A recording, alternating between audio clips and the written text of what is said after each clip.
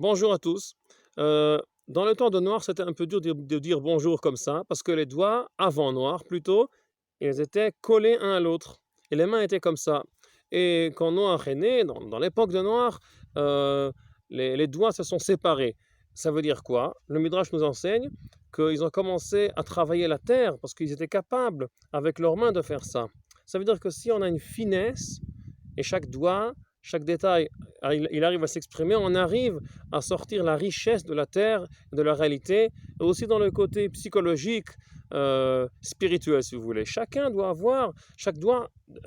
doit avoir sa force et sa finesse. De l'autre côté, on doit savoir collaborer avec l'autre, parce que sinon, ça ne marchera pas. Il y aura beaucoup de richesse qui arrivera, mais toujours, en fait, la force, elle est unie, ça vient de là. Ça vient pas de là. Chacun, il a la même racine. Et c'est la même force.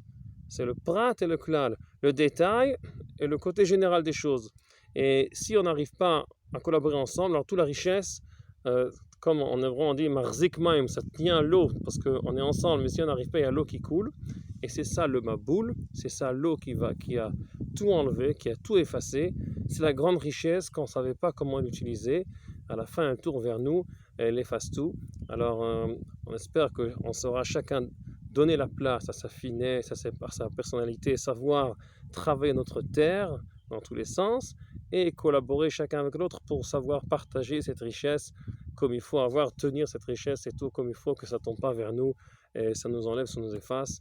Shabbat shalom à tout le monde.